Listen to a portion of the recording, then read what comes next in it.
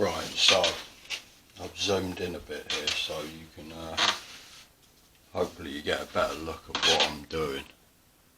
You will lose a little bit of information here, I'm afraid, but hopefully you can see some of the, there's a lot of pooling that's going on here, like veining, different layers and depths of paint.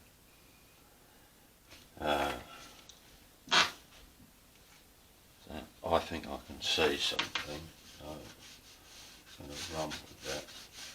This will probably be the last I use of the pen,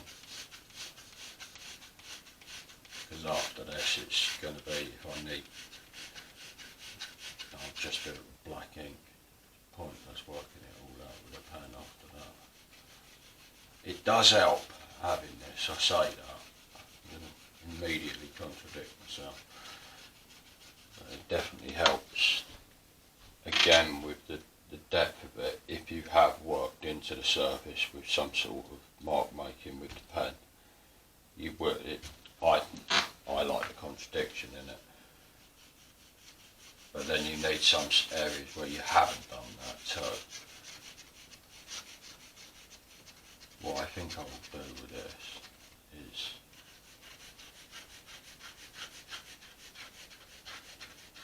feeling the cartridge is running out on this. I noticed before that I didn't get you a great shot of that, so here we go again. Yeah, that cartridge is virtually dead. See that? Hold that over there like that. You can see it's almost, I'll have to change it imminently.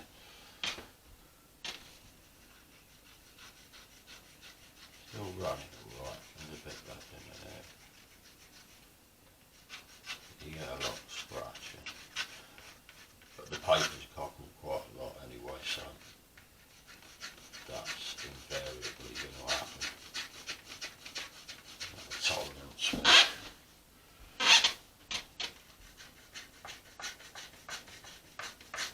It's scratching like a good, you know.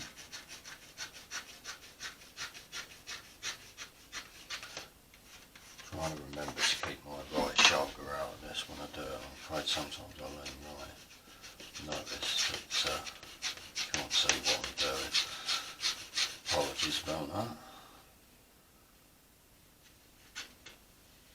I mean, that is such an obvious aisle bit, it almost makes me want to not use it, but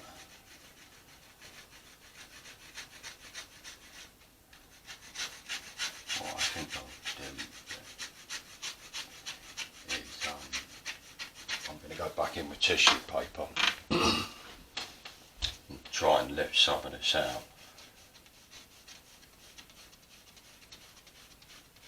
I think this time I'll use just lyrical. You get a much more, because that's so heavily structured on the surface of it, this stuff, with the parquet flooring, and it's very absorbent. It's like triple layer paper. You don't get such organic, the continuity's there across it structurally, whereas loo roll, when you soak it, loses its, because it's just all one. I know it's got dimples on it, and that definitely retains some of its structure, but it can't hold it like that, can it? Not with a soaking I'm going to give to it, which is the whole point. As that dries, then you get this like, it pinches off, the paper does, wrong term of expression, but as it lifts, you get, that gets lifted out of the paper, so you get these really interesting organic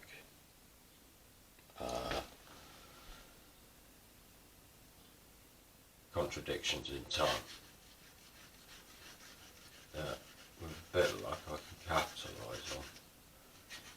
But I'm still sort of finding my way into this. There's bits about it, but even at this point this could really drastically go. I mean, that sort of sticking with the ethos of the ones that I've done with the acrylic, really, in that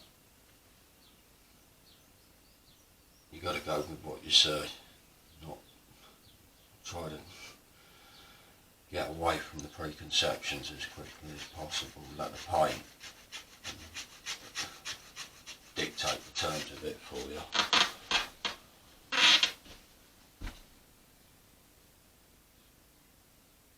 And if there's one lesson I've learned over the last 5 years of doing this absolutely full time, it's just to create the chaos at the beginning. Because the best paintings are just retrieved from, you know, this is right on the border of going belly up. But it's not, I've been here so many times with paintings, it's not an issue to me. And it doesn't work every time, it's not going to work every time. It's not the point in doing it, is you're missing the point. If you want your artwork to work every time, I think you're in the wrong, I don't know what game you're playing. You're not being honest with yourself, I don't think. Technique is a trap.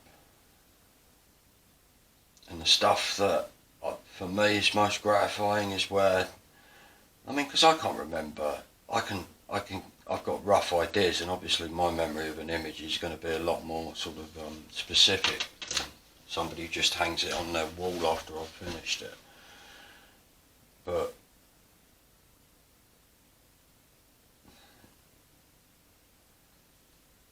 yeah, you just have to be prepared to let the thing show you what to do, rather than, you've got to respond to mistakes and try to make them early on. Because if you try to avoid them, they're going to come for you anyway. Bit of stoic painting for you. Right, anyway, enough of my platitudes.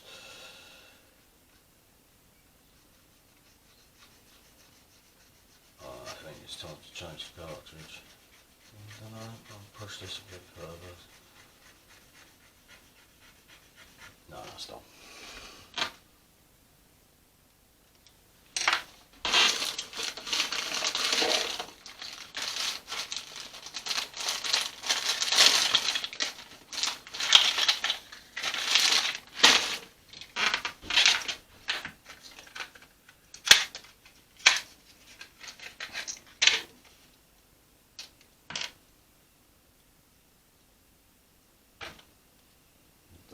Squeeze.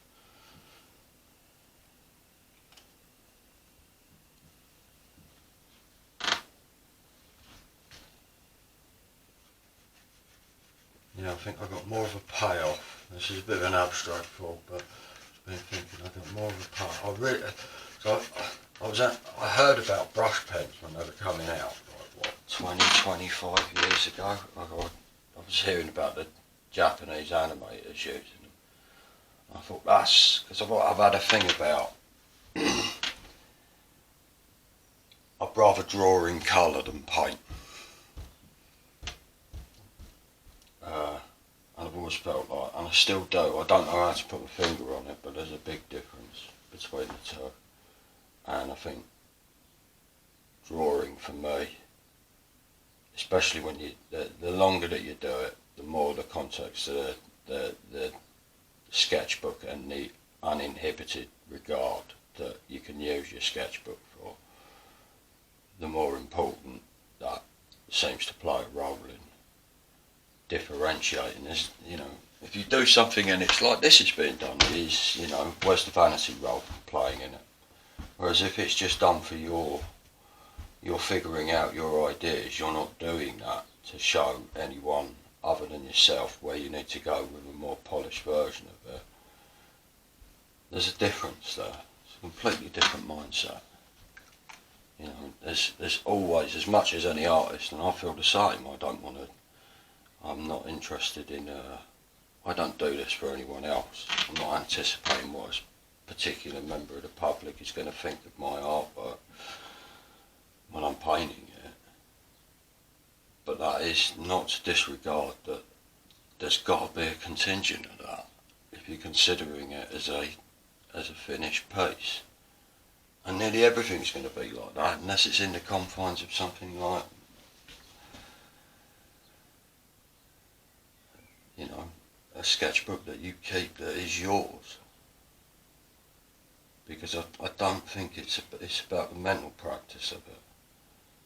And for me that is a strong definition between what painting is and what drawing is. Not that you couldn't do that with painting. It's semantics, it's dribble really. Suffice to say, there's a lot that I've got out of. Drawing is usually, when I give it any analysis out of things that I come up with, or any novelty, it's usually got its roots in my drawing. Like the ones that I've done recently where I'm collaging things and I've found ways of blending all sorts of different techniques together with the strip paintings and the contour collages that I've done with my self-portrait and the apophenia ones. That comes from me doing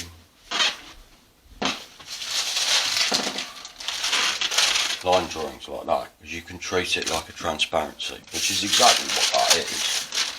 It wasn't my intention when I started off doing that, but the replication thing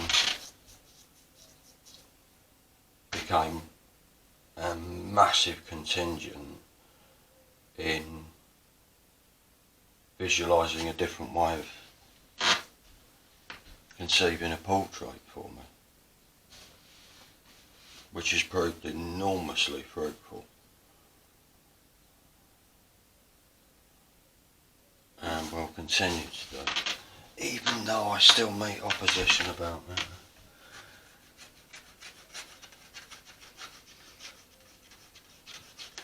Like I say, I do what I can to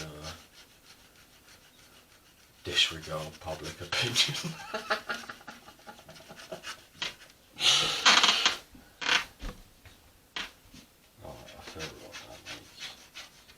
Chums have done for long enough about.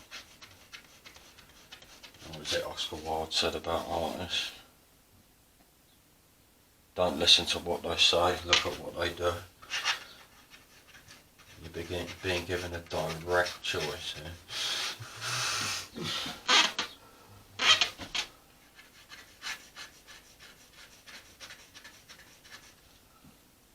Right, okay. Still very much playing in the dark with this, quite honestly. But with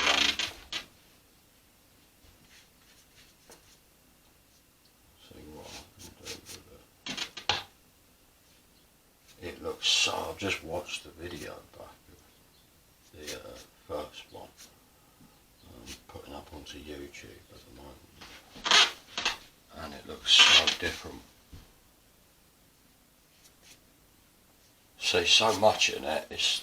I did this a few years ago where I filmed what I do, and the amount of paintings I think I'm missing as I go through the stages but I don't know what to do to counteract that apart from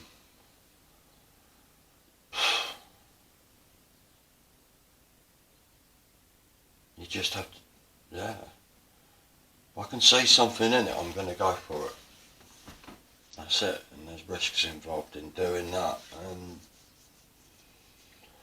I think the only way of dealing with that is to actually just keep on taking the risks until you figure out something that gets you out of that particular predicament. I don't think you ever will do. I think that's my problem with computer-made art, is that you're missing the point. This is, for me, any form of paint, like even representational work, is you're learning from your mistakes. It's just error correction. And if you think it's not that, go back and look at your earlier work. You know, and if you make removing your errors from your artwork just a matter of a keyboard shortcut, I don't know. I'm aware of my own limits and my own memory in terms of if I make things too easy for myself, I don't learn from the mistake. it's an integral part of getting better at anything. You know, I heard somebody say recently that they were talking about footage of a skateboarder who had tied together a whole combination of tricks that was obviously highly impressive. And what they were saying is that the interesting aspect about it wasn't really watching the YouTube video, which was like a 7 or 8 minute sequence of tricks. The interesting aspect is that he shows an hour-long video of the 2 or 3 days before that he had to learn all those tricks, and he said basically he's a master of falling over. And you're seeing the polished. It's a bit like what I was saying earlier with the painting. You know, you're seeing the polished version, and you see, you know, when you encountering mistakes and making. I don't see why you shouldn't make as many mistakes. It's a piece of paper and paint on it. On canvas, big deal. Why is that not a mistake-making exercise that you can? I don't understand that. It's an incredibly valuable tool, but for me, it misses an enormous aspect because it's trying to eradicate, almost in some regards. I mean, that's a bit of a silly argument to make, but it almost eradicates your capacity to learn from your mistakes, because it makes your mistakes, it's almost like they're not valuable, and they're enormously valuable when you're painting. Just look at the more you do it, the more that is going to come across as a lesson. Otherwise, I don't know what you're up to. I don't know, you must be repeating the same painting twice, so many times over. And I don't know. You know, that is a mistake in itself. That's the definition of stupidity almost. Repetition of the same mistake and being aware of it.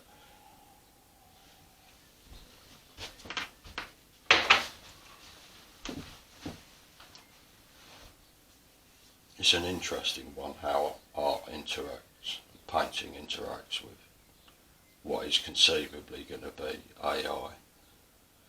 Anyway, that is a digression. It needed to dry for a bit, so you had to listen to me chanter. That was a good distraction, wasn't it?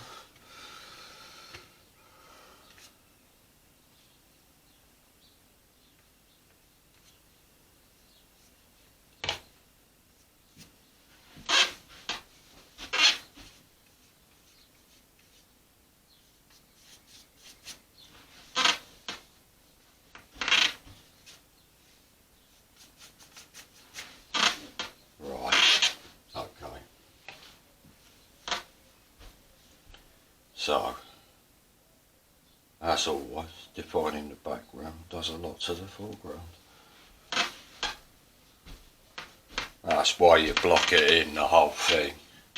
Otherwise you come up with a foreground that you're really happy with, and everybody's going to tell you it's a great passage in painting, but it's got no context. And yeah, whatever. Okay, so what I'm thinking is now is loo roll. And it's pity with that, but I think that's on the way out, that is. Because I like this bridge line. I like the fact that it's dark this side and light this side, and that is in contrast. Well, that's not really, is it? This has got a lot more contrast.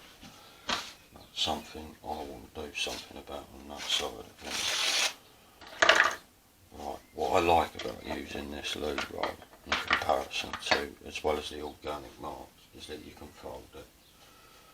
And it doesn't, if you fold that up, it will, I mean sometimes it's to your advantage, you get a very strong fold line in it, but sometimes that's good. Hopefully I'm going to get something like that out of this.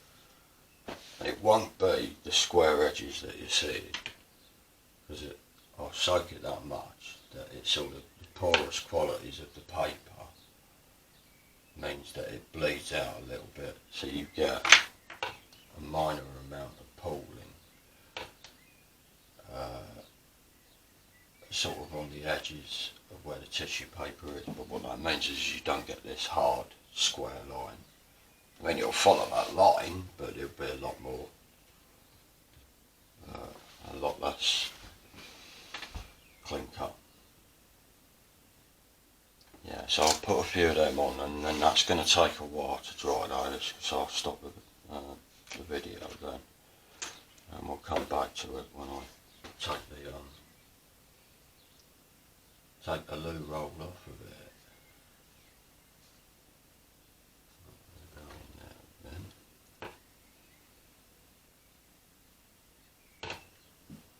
You can't put too much water on with this, whereas it's difficult to do with that. You can really load that stuff.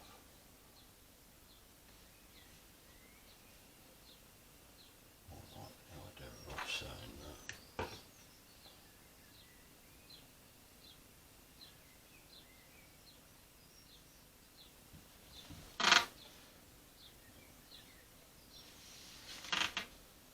Are you picking that up? Let's have a look.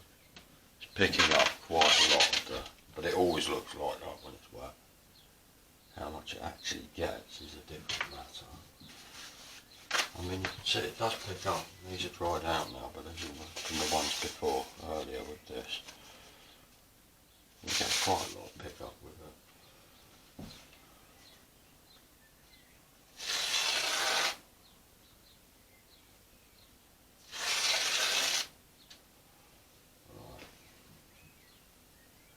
I'm going to break that across there because it feels too established. I'll do something to bust that as well. A lot of that will go now.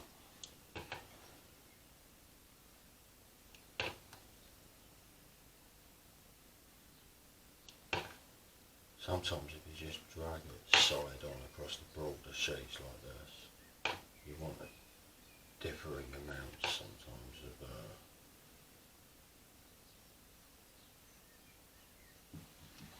water density. Okay, it's doing a bit on the end there. So you get the idea. We'll come back to it. I'll come back to that. But that's going to, I will leave that now probably for half an hour, 45 minutes. Because I think the ones I've done earlier, it was too soon. So I'm going to let you can already see, hopefully if I leave that and get it at the right point, that paper's going to do that all the way across it as it dries, and as it does that, you get that rippling effect all the way through. So we'll come back to it in a bit.